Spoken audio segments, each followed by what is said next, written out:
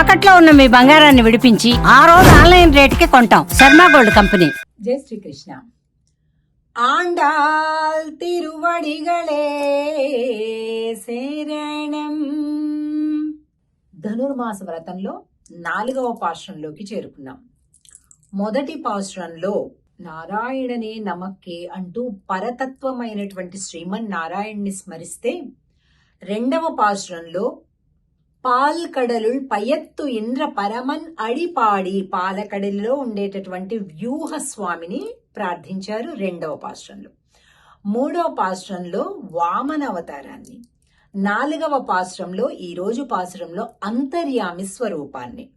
మనందరిలో ఉన్నాడు కదండి స్వామి, అటువంటి అంతర్యామిని కదా. ఆజిమజై కన్నా ஆழிமழை கண்ணா ஒன்று நீ கைகரவேல் ஆழியுள் புக்கு முகந்து கொடுவாத்தேரி ஊழி முதல்வன் உருவம்போல் மெய் கருத்து பாழியந்தோளுடைய பற்பனாபன் கையில்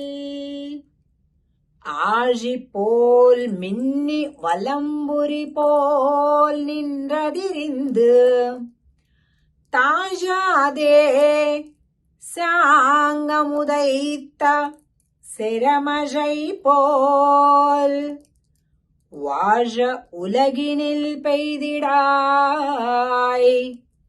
நாங்களும் மார்கழி நீராட மகிழ்ந்து ఏలోరెంబావాయ్.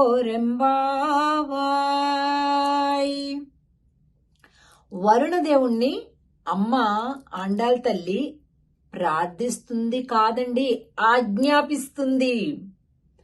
భగవత్ భక్తులైనటువంటి వారు ఈ ప్రకృతిని కూడా, పంచభూతాలను కూడా శాసించగలరు అని మనకు అర్థమవుతుంది. ఎందుకంట వరుణదేవుడు గుర్తొచ్చాడు అంటే, స్నానమాడాలి వ్రతం కోసం. హే వరుణ, మేము స్నానం ఆడాలి, స్వామి దగ్గరికి వెళ్ళాలి, దా ఇలా వర్షించు. చూడండి అసలు ఎంత దర్పం. ఒండ్రుని కైకరవేలు, గుప్పెట ఏమంటారు, గుప్పెట ముడుచుకొని ఉండకు, గుప్పెట తెరువు. అంటే ఇప్పుడు కొంతమంది ఉంటారు కదండి, పైసా తీయరు, బయటికే తీయరు, ఇక అవి ఎలా పోవాలో అలా పోతుంటాయి చివరికి. కాదు, నువ్వు ఒకరికి ఇచ్చేటప్పుడు నీ చెయ్యి ముడవద్దు, తెరు అంటుంది. ఒండ్రు నీ కైకరవేల్, నీ చెయ్యిని చాపు.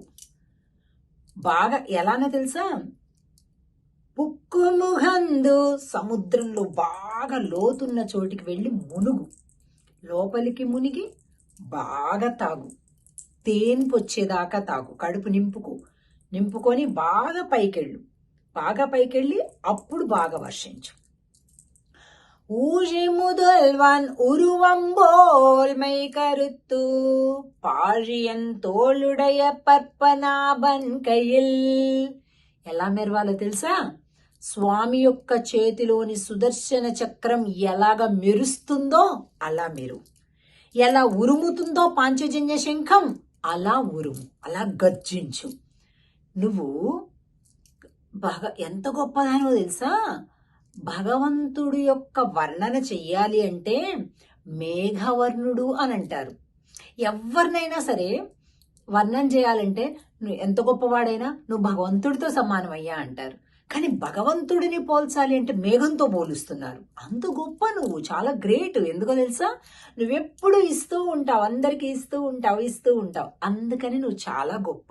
ఆజి పోల్ మిన్ని వలంబురి పోల్ నిన్రదిరిందు తాజాదే శాంగముదైత శరమజై పోల్. ఎట్లా కురవాలో తెలుసా, ఇప్పుడు ఒక చుక్క కురవటం, అలా ఎదురు చూశాక మళ్ళీ ఎప్పటికో ఒకటి కురవటం, అలా కాదు, ఎడతెగకుండా కురవాలి. తాజాదే శాంగముదైత శరమజై పోల్ வாழ உலகினில் பெய்திடாய் நாங்களும் மார்கழி நீராட మగిజిందు ఏలో రెంబావాయ్.